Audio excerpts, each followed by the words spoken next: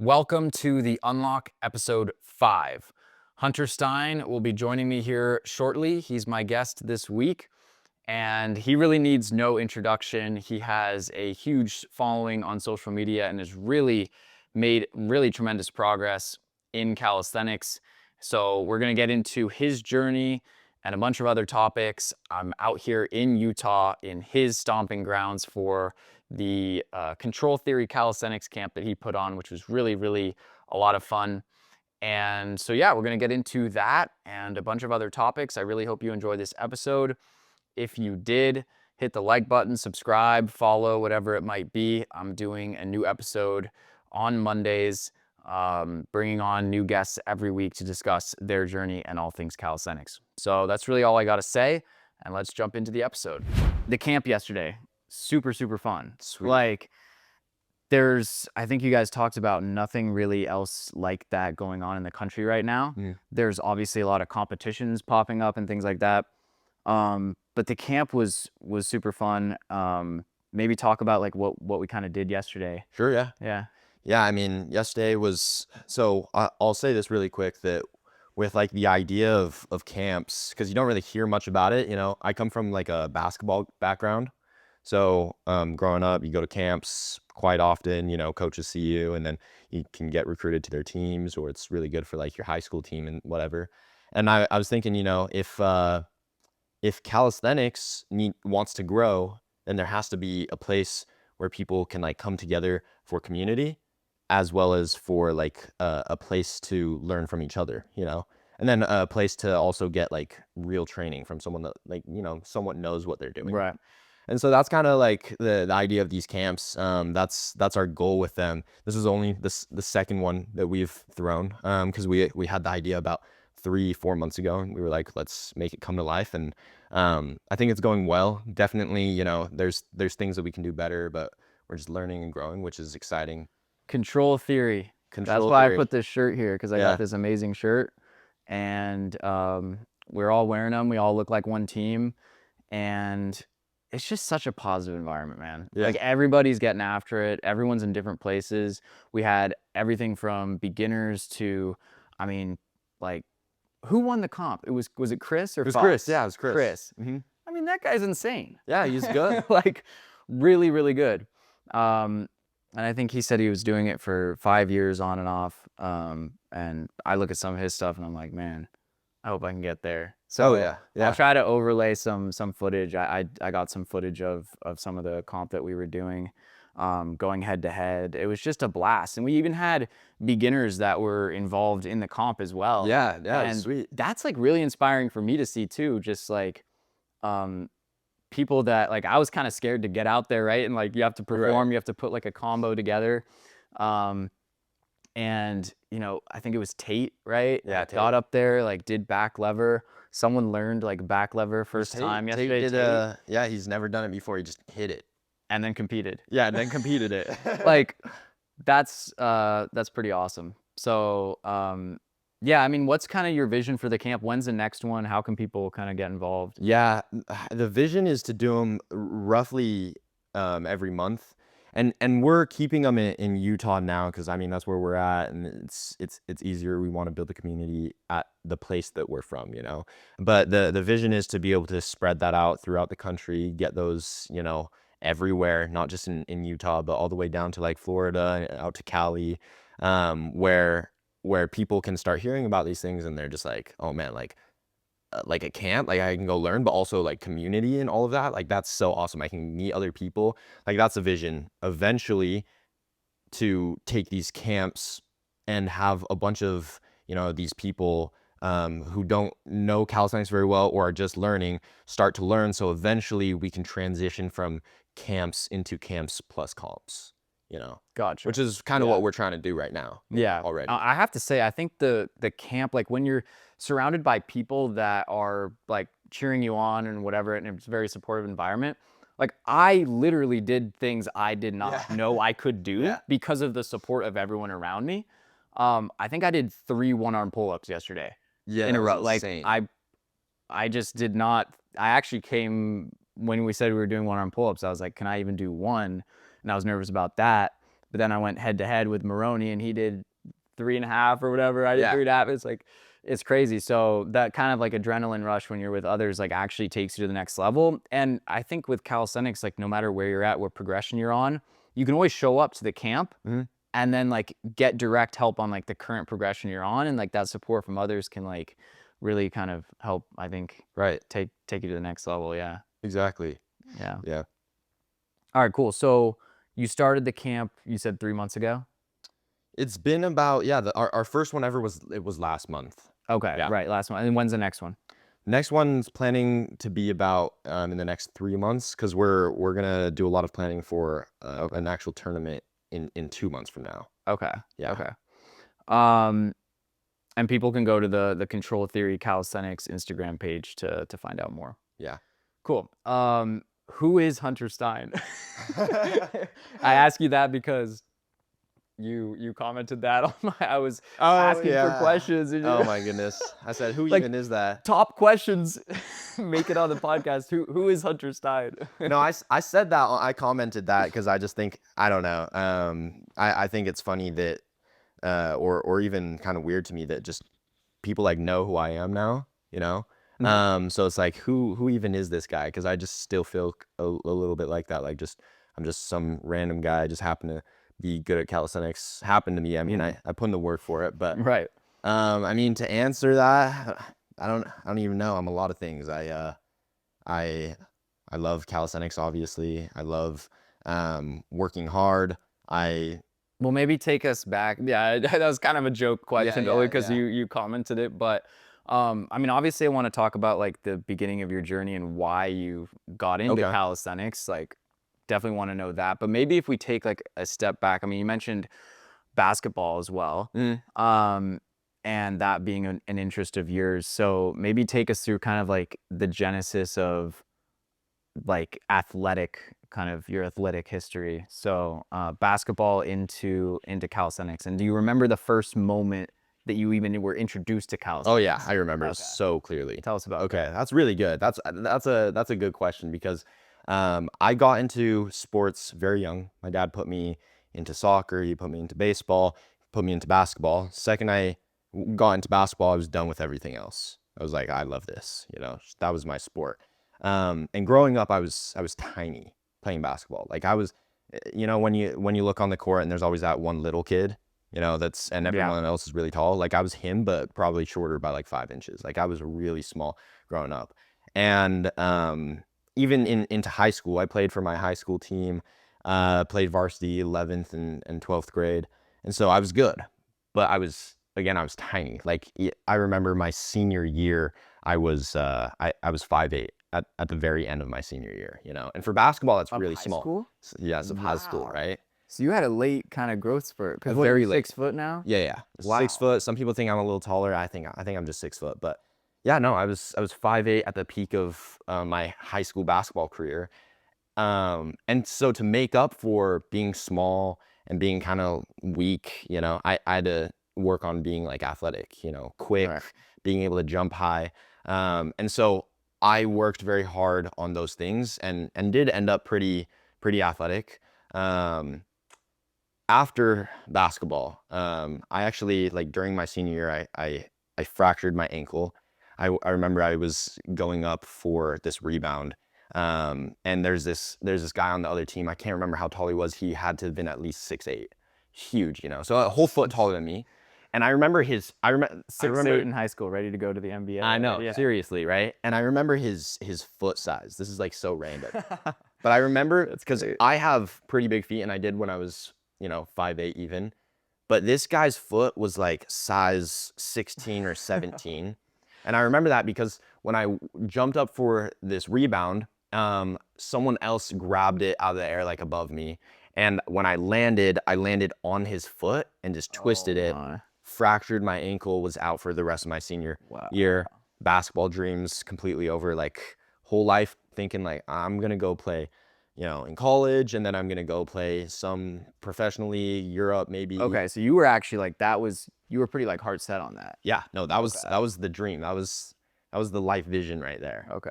But after basketball, after those dreams were kind of shattered. I mean, like I could have gone back into it, but because senior year I played all right up to that point, and then the rest of it was done. Like I didn't have anyone looking at me, you know, and I was tiny again, right? Right. So I ended up deciding to go and serve a mission for my church.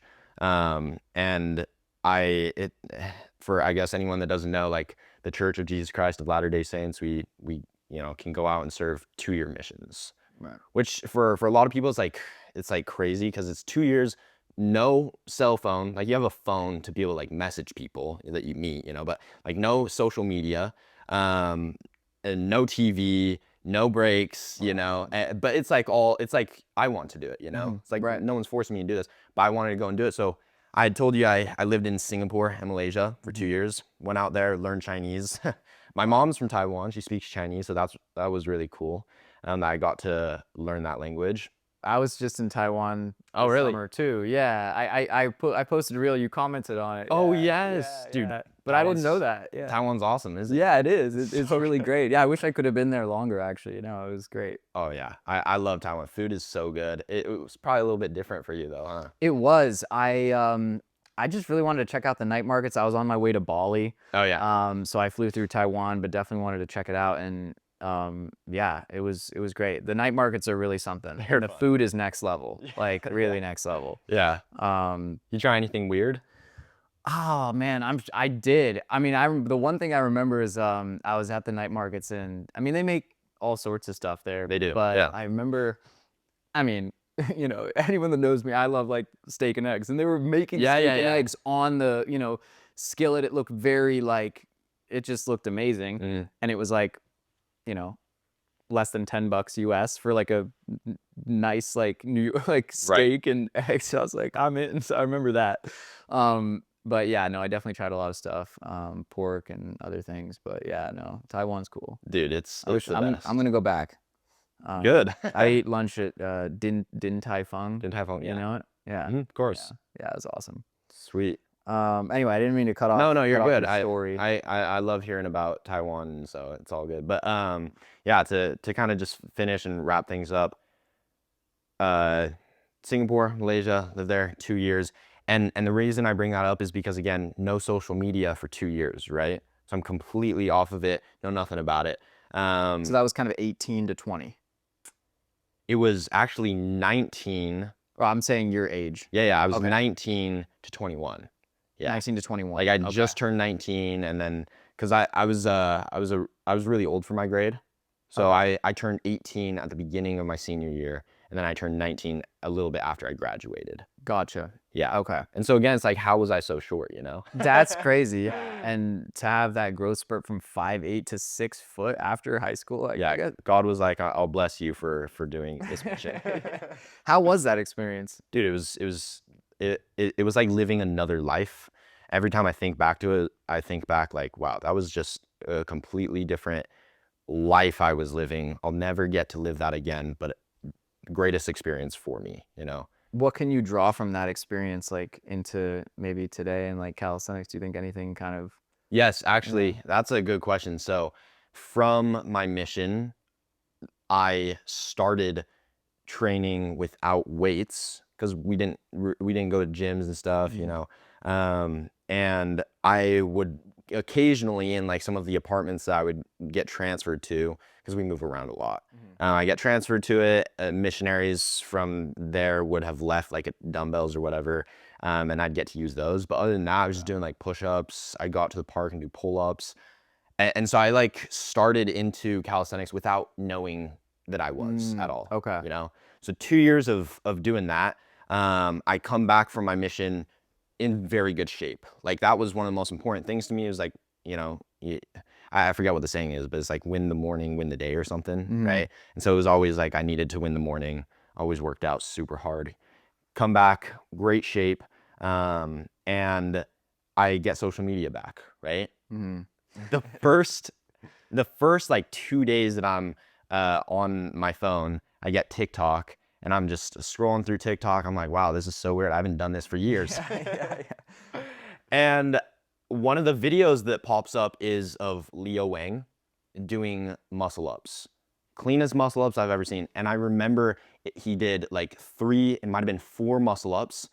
And on the 4th muscle up, he was doing it supinated. And the 4th muscle up, he goes into a straddle planche on the high bar. And I'm just like, whoa, like what the heck is that? What is this? What is this guy doing? You know, I've never even seen anything like this. And I was so inspired from that single video that immediately I thought to myself, like, I'm gonna be able to do that 100%. And so I started training more basics. You know, I was like, okay, I gotta get my push-ups, pull-ups, dips way better than they are. I've been doing it for a while now, but like with no intention, like with no goals behind it, you know, just be in good shape. That's it. Yeah. And that's kind of how it all went. You know, started training some skills on my own, got injured, hired a coach, hired another coach. Yeah. And now we're here. Someone find that reel. Someone find that. It's muscle ups and just gonna sit and planche on a bar. We're gonna find it. Someone's gonna find it. The reel that kicked off your whole journey. I messaged him one time. I was like, you know, you inspired me to start calisthenics, and he said he had something nice to say about it. So cool guy. That's nice. Yeah. So okay. So and then moving forward, then from that moment, you see this video, you start training calisthenics for real. What did you do to start out your journey? Like take us through like what skills you started with, and then maybe like for some beginners that are watching, like what is something that you would have done differently looking back in like kind of your earlier days? Handstand push-up was the first skill I ever got. And I had mentioned it yesterday in the camp. Like I got my first handstand push-up after 7 days of attempts. And yeah, and it wasn't like super bad or any like bad form or anything. Like it was an actual handstand push-up. I have the video and everything for it. But good, really good handstand push-up. It was like 1.5, and I was like, wow, that was so crazy. And so you didn't try handstand like just handstand? No, never tried handstand. You were just like handstand push-up and you got it in 7 days. Yeah. And okay, at that point, how long could you hold a standard handstand for where you weren't even trying that? Never. At all? I don't even think I had tried. Yeah. Wow. I might have tried like occasionally, but if I could hold a handstand, it was maybe like 4, 5, 6 seconds. Yeah. Yeah. I mean, it's amazing what can get people into calisthenics. Like yesterday, I met Fox for the first time, who was at the camp, and he was telling me that he literally started calisthenics because he saw androsthenics. Yeah. And just saw the like one arm Bosu ball thing, and like that's what he wanted to do, and like that's what he set out to do, and that's what he does. Yeah. It's like, all right, like that's awesome, and he's 6 months in and absolutely killing it. Yeah. Like, it's crazy. But anyway, so okay, so 7 days in, you unlock handstand push-up. I'm gonna try to not struggle when I think about this as I think about my journey. If anyone's watching my stuff, Well, it took me a long time to get front lever though. Okay, yeah. See, it's like it's all everyone's in different places. Everyone but is, yeah. okay, so you unlock handstand push-up in 7 days, and where did you go from there? So handstand push-up. Then I was like, okay, I should probably learn L-sit to handstand, which is funny because L-sit to handstand is definitely like the skill you should learn before handstand push-ups. But like I didn't really, know that. And a lot of people when they first start out, they don't know those kinds of things. Like, and there really isn't like you do this before this. There isn't at all. It's whatever you want to do. You just go and train that. Mm-hmm. But if you want to follow some sort of ladder, then yeah, L-sit to hands. It's like bent arm press, L-sit to handstand push-ups kind of thing, Yeah. So I was learning that. I was learning muscle ups on the side. They were starting to get better. And my whole goal for about like the year after first starting was handstand push-up variations. Just being able to do, the fingertip, fist, all of that. Yeah. Just crazy transitions. And then muscle ups, I stopped caring about. So I like have hardly trained muscle ups throughout my calisthenics career, but they just get better and easier as you get stronger with like other skills like whatever. I think that's true for a lot of people, and we did a lot of muscle ups yesterday, and you were showing us some pretty cool variations. Yeah. Things that I've actually not tried, but it's cool to, there's a lot of things you can do on the bar like that. So actually I want to pause in on handstand push-up specifically. Because I got some fan questions here from people that want to know. We definitely got a couple on handstand push-ups specifically. Like, what are your tips for actually building strength for that? Oh yeah. That's so simple. People like to overcomplicate handstand push-ups, and they'll try just everything, like handstand push-ups on the wall, pike push-ups with like elevated pike push-ups, which all of them are good, you know. I'm a big believer of, if you're consistent with anything, you're gonna see progress. If you're consistent with anything, you're gonna see progress. But if you're consistent and you do things the right way, then your progress is, you know, doubled or tripled or even quadrupled. Okay. So So what would you be doing if you were a beginner trying to unlock handstand push-up? pike push-ups, bent arm press attempts. Okay. Those two things. Bent arm press attempts from like a frog pose, and then trying to press up into handstand, failing over and over, and then just spamming pike push-ups. Yeah. Because it's really about strength for the handstand push-up. Is not so much balance. Like handstand is balance, right? And so I'd be working on my handstand as well for sure. But if you want the strength for it, which a lot of people lack that, and finding like balance is a little bit easier for some, then it's the pike push-ups and Okay. presses. Yeah. Yeah. I had another question from Humble Steven 26 wants to know top 2 exercises for bent arm press.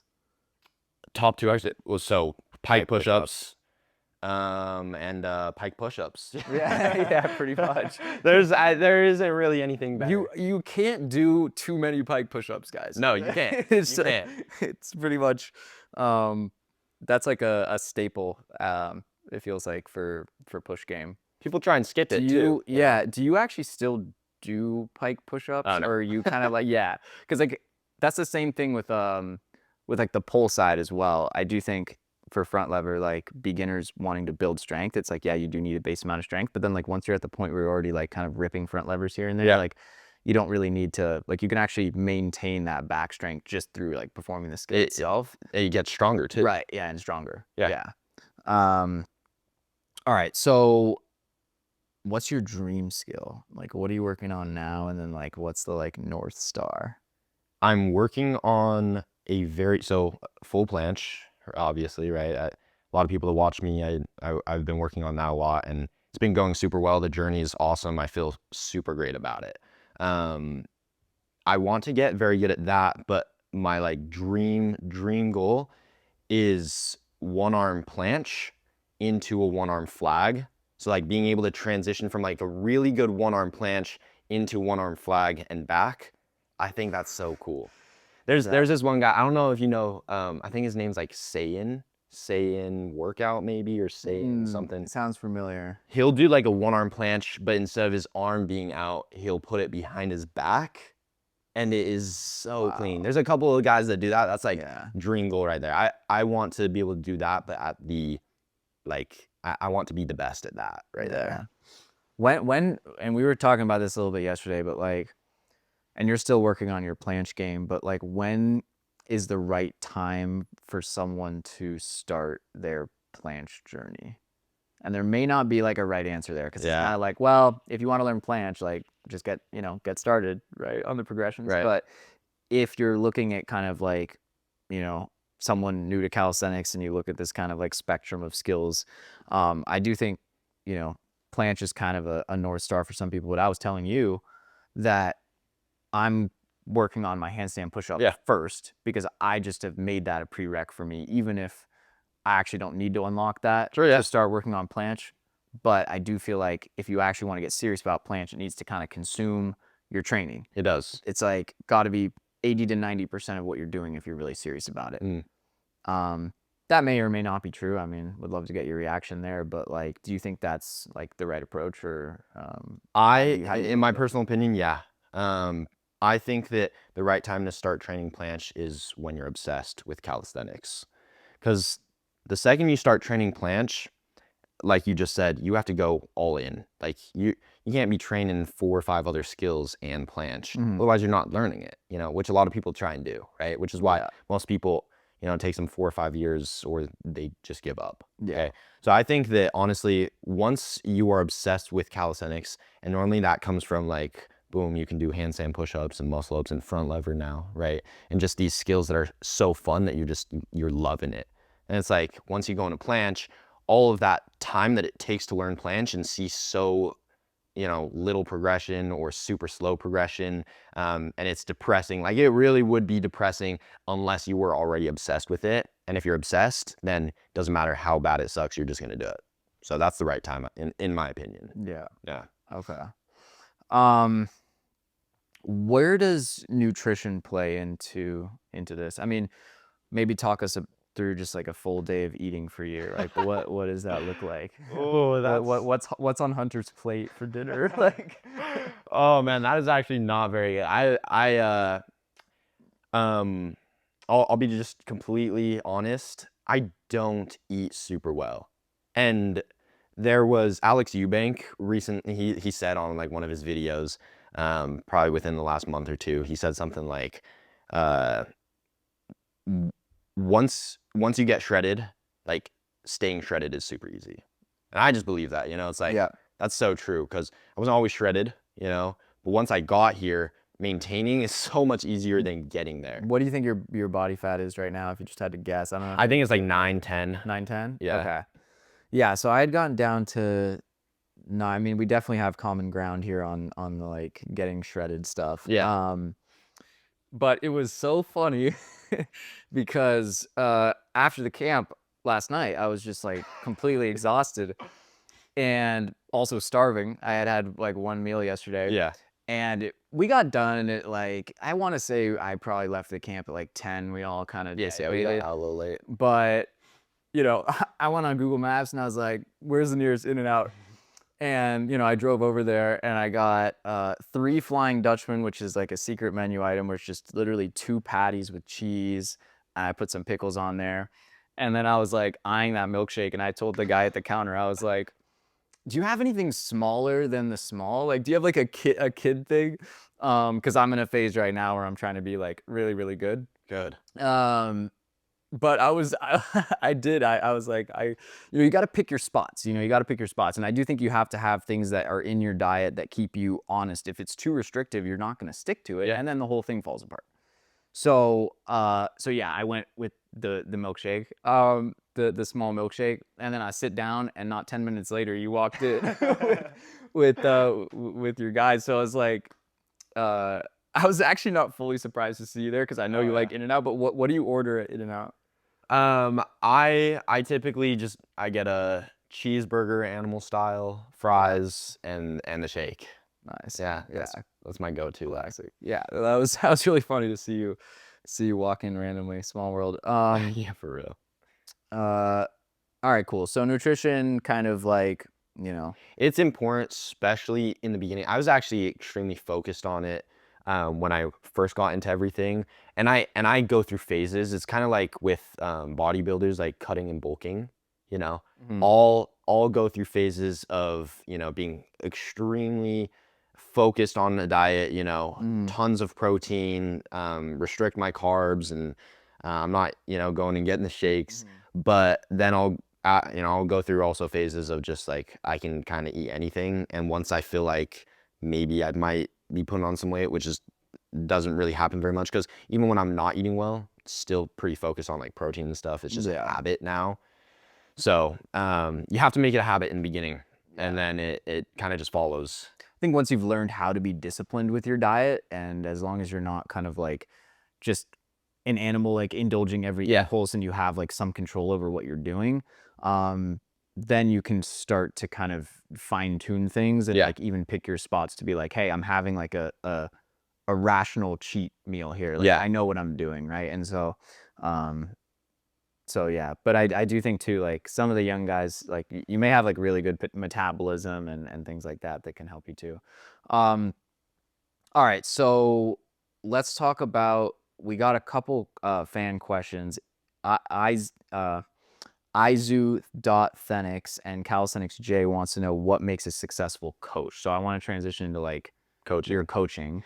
When did you decide to do that? And maybe, like answer the question, like what makes a successful coach in your mind? I think a successful coach, like what makes one would definitely be like the fruits, of their work, like the people that they work with, seeing actual results. That's what is like success, Right. you know? Because if the people that you're working with, nothing changes with them, even if you're working with 100 or 200 or 300 people, it doesn't matter, you know? You're not a good coach, you're a good salesman, you know? You can get a lot of people to work with you.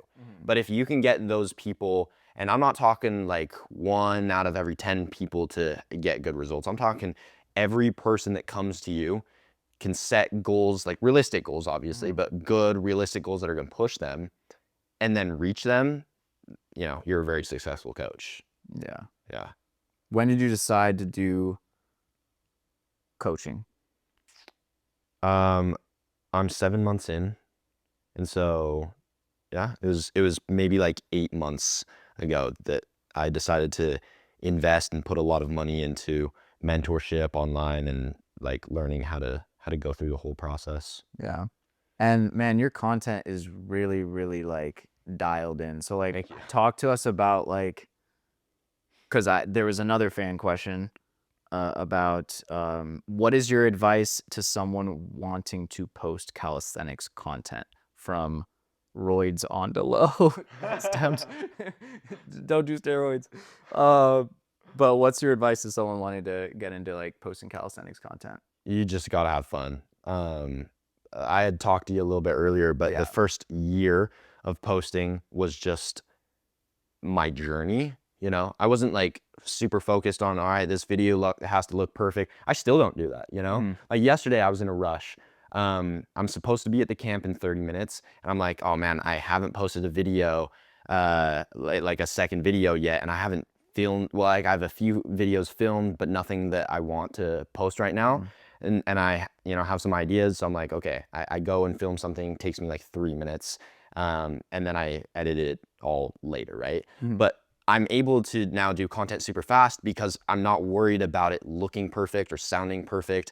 It's just, you know, just do your best, get it out there, and people will start watching you. You know, you just have to be consistent, and again, it has to be fun. Otherwise, you're gonna quit. Okay. Do you post at like the same time every day or like? No, I have certain times of day that I'll post to avoid my content getting to certain areas of the world. And the reason that is just because like as an entrepreneur, there's, you know, a smart way to, you know, there's a certain audience that you want. And so I do kind of, you know, I'm not posting at like midnight or Right. or past that, but now it's kind of just whenever. Yeah, I don't know that it really matters.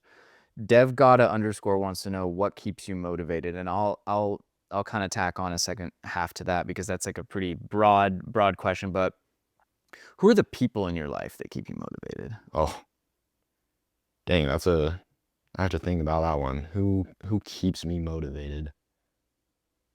Or just who are the people around you that like, do you have people around you that like are really supportive? Like what? My girlfriend, 100%. Yeah, my girlfriend is super supportive. She tries to make, you know, things really easy. She understands, you know, that I get really busy, and so she's supportive. My dad, my mom, my family is just great with like support and everything. But I'll be honest, like motivation, I don't feel like anyone just motivates me, and I also don't feel like I'm a very motivated person. Like it might sound kind of You're like being too cringe. modest. But well, no, I don't try and rely on like being motivated to do anything. I just feel like I'm disciplined. I'm very disciplined, and it's just I'm just gonna do what I need to do, you know? Right. Okay. So it's just kind of like here's what's here's what's in front of me, and like just kind of like Yeah, checking. you don't the need boxes. motivation, you need discipline. That's it. Okay. Yeah, I kind of feel the same. I mean, I don't really have a good answer to that myself as I think about it. Like what keeps me motivated? I kind of am thinking more and more about what I'm doing is just like a solo mission that I'm on, you know? And yeah, but I do think it's important to have like people around you that are supporting you. I think we saw a lot of that yesterday at the camp. That So, motivates me, you know? yeah. Seeing others being happy and learning. And Yeah, and who was that girl that did like 5 muscle ups? Tristan, I think. Yeah, Tristan. Just unbelievable. Like, I mean, that's what motivates me. That was awesome. is seeing beginners do things that I couldn't have done at that point. And just the bravery Mhm. of it. I go back to, again, like seeing Tate like compete, even though like, you know, he probably knew he wasn't gonna win, but he still stepped up to the plate and like, you know, made that effort. Like Yeah. it's inspiring to see that stuff. Okay, so let me get into some kind of like other stuff. Do you listen to music when you train? No, No? I No? don't. Holy cow. No, I think that's my surprise, a lot of people. So you know music. 0. I turn on my camera, I talk to my camera, I film my YouTube videos. Do you film that training vlog every time you train now? Yeah, I do. It's and I don't know like how enjoyable it is to watch me like just train every day, but people watch and I'm just like, you know, if you want to watch this, then I'll keep filming it for you guys. But I don't listen to music just because I don't care to just turn it off and turn it on and it's just whatever. Yeah. That's interesting. Okay. How often do you go to the gym to train versus just stay at home and do stuff? Like Nah, I go to the stuff? gym maybe like once a week, probably. Most of it's just at home. Okay. Yeah. Okay. All right. I got a question from Josh Califit wants to know, what was the most pivotal moment in your calisthenics journey? The most pivotal moment? Can I say the beginning? Yeah, you can. I There's think no right answer. I mean, it is what it is, you know? I think it was just the beginning. It was like since the very beginning, after just starting, I was just 100% in. I was like, I just knew that this is what I wanted to do for the rest of my life. I knew I wanted to make it some sort of like a career, and I had no clue how. Like I had 0 clue how it was gonna work in the beginning, but I just thought, you know, I'm gonna make it happen. Yeah. Yeah. Yeah. What was the most satisfying like skill that you unlocked? Because as I think about this question, it starts to become more like, what was like the most like exhilarating moment of my calisthenics like journey? And so I have a few thoughts that come up, but I'll just answer the question too while I'm here. Okay. But like when I was in Bali, I got my first like over 30-second handstand hold that was like 42 seconds, and Wow. my previous had been like under 20 seconds. So like when that happened, you just have that like confidence boost that just propels you forward. And so I talk about this a lot too, but being able to come work out every day and like face failure over and over again can get you down. Yeah. But when you just have that one breakthrough moment, as long as you keep showing up and you stay in the game long enough to have that kind of like 42-second breakthrough, and then that just like refuels my like meter to be like, yes, I can. Like, yes, I can do this. And some of the other people I've had on the podcast talk about just like, yeah, my mental was like not even a problem. Like I was always positive. I love to fail. And I'm like, you know what? Like that's great. Dang it. I wish that could be me. Yeah. Cause I do sometimes get down cause I'm like, man, you know, I wish I could do that. Like you see in your feed, like over and over, people doing these amazing things. So I don't know. What do you think about that?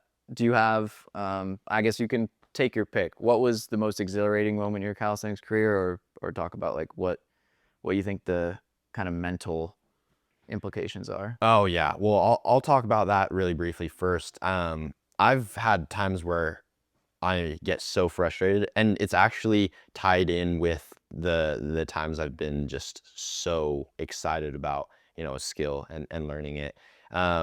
Handstand push-ups, when I first started getting into like combos, after doing my first few combos and like filming those, I remember just freaking out afterwards, like just like jumping up and down, like what even was that? I cannot believe I just did that. You know, Awesome feeling. It's the craziest. It It's feels so so fun. good. Yeah. And then on the flip side of that, when you start getting better at that, and then you fail a combo, or you fail a combo that you know that you can do, you know, and you just keep failing it over and over, it gets so fresh. Like I've had times where I'm just like pounding the ground, just like I'm so mad, you know, like how am I not able to do this? Or like I'm trying to do fingertip handstand push-ups and I've failed for 30 minutes. Like there was a time where I was doing it for 30 minutes straight and I just couldn't get like this transition from fingertips to hands.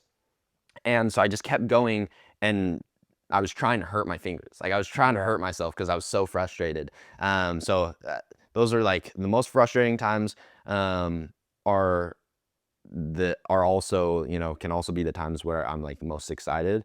So I mean, when you get frustrated, you just gotta Keep going. you just gotta keep going. Yeah. You know, it's like Get over it. yeah, excitement's on the other side of the frustration. Hey, who has more calloused hands? Put your hands up. I don't think they look that Yours bad are right now. pretty but callous. They're pretty bad. You got pretty big hands. Yeah. Yeah. Wow. No, you do have. I don't know. Calloused hands. I don't know. They're way softer right now. I kind of ripped mine off. Same. Recently. You still have some chalk in there as well. Yeah. No, this is just dry, dude. Yeah. Oh, really? You think it's chalk, but no, they're just super, super dry. Yeah. What do you think calluses your hands the most? It's just all the handstand stuff. I think the bar too. I think it's front Everything. lever. Front lever is like callus city. Yeah. Yeah. Yeah, I Gotta be. False grip. I wonder if anyone has calluses like here on their wrist. Melvin. Yeah, probably. Wait. Yeah. Talk to us really quick about that experience. Like just really briefly. Meeting him or? Yeah. I mean, what was the competition? Like, where'd you go? Who'd you meet? Yeah. Yeah. Went down to, I think it's called St. Pete, in Florida. It's super close to Tampa. This was about a month and a half ago. Flew down there for the kangaroo competition. It was a big calisthenics meetup comp, and it was so fun. I did not know I was gonna enjoy meeting all those people as much as I did. Like I was looking forward to it, but I became really good friends with almost every single one of the statics competitors. You know, it was so cool. Yeah, meeting all of them, and I love those guys now. Like those are my boys, and I was with them for 2 days. So I got to meet people like Jonah. You know, this crazy 14-year-old kid can do the most insane stuff, and he's just doing stuff in front of me. He's like, "Yeah, this is easy, bro." I'm like, "Yeah, it's easy." You know. And then Melvin was really cool. I became good friends with him as well. We were talking about like Fortnite and stuff, and he 2-finger planche. It's crazy. Is there something different about seeing that in person, like versus like on video? Yeah. When you're just there, you can like see the full strain, like everything going on. Yeah. It's just On video, you're just like, you just think, wow, that's insane. Yeah. You know, in person, you're like, there's no way this is real. Yeah. There's no way this is real. You know.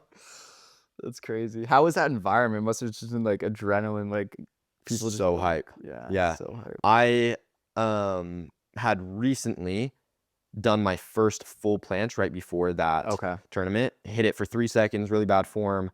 Went into that tournament, all of the adrenaline and everything I was able to do. Like I think I got almost a 5-second hold with really good form. And then I also got my first full planche press. Wow. Yeah. That's amazing. Yeah. Just because of the adrenaline and everyone hyping you up. So are you at a point with planche now where you can kind of like do it on command?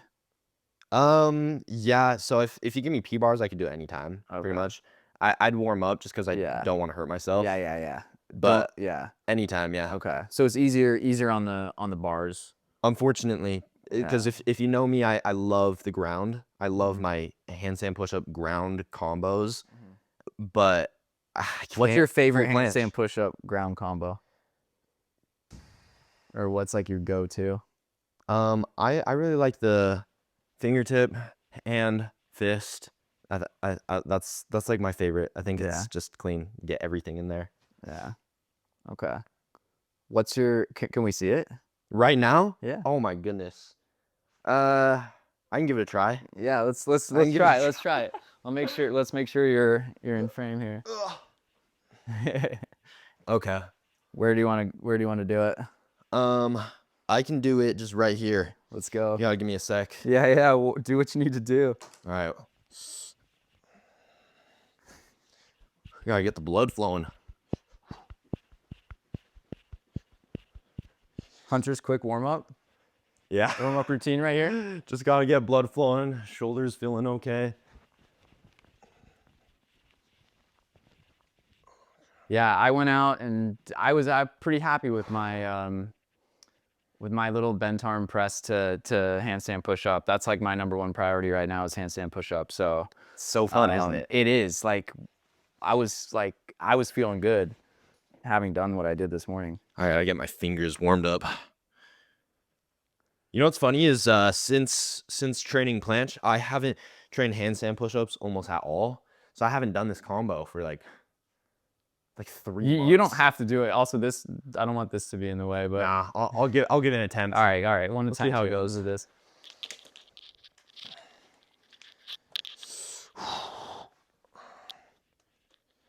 Let's go. You got this.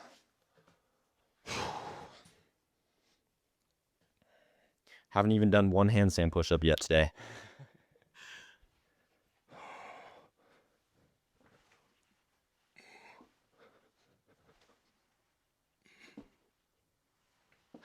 Let's get... The ground might not be ideal. Yeah, that's all right.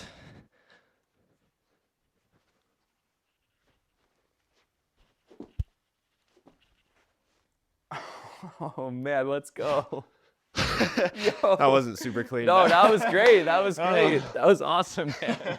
I'm trying to get like that. Wow. That's awesome, man. Good stuff. All right, I only got one more question for you. All right. Get back down. Take a load off that, though. Awesome, bro. Good job. All right. Last question. All right.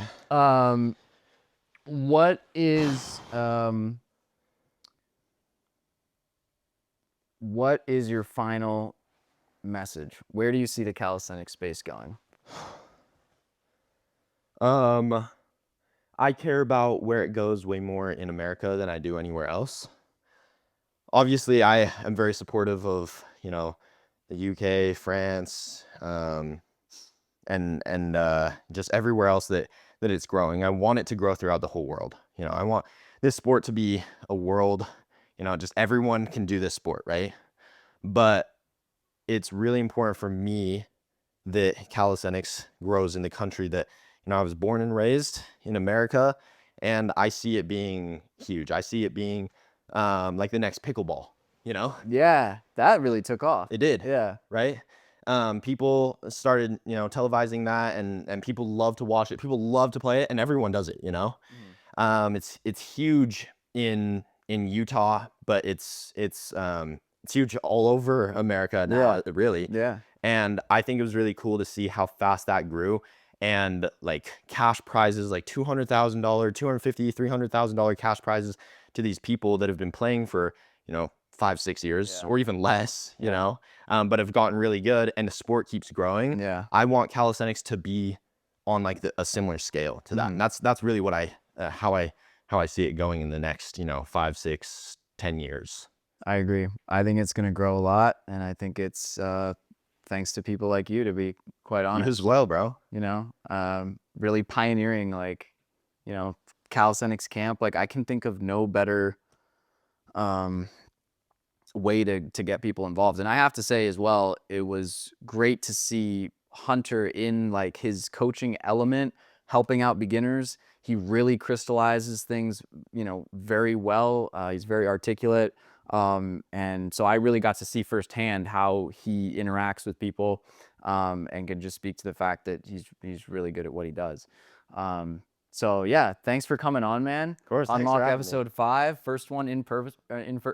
Awesome. Flew out here to Utah, camp podcast. Love it. Thanks for coming. It was awesome, bro. So yeah, thanks for having me at the camp, and of course, thanks for coming over and doing this. Of course, man.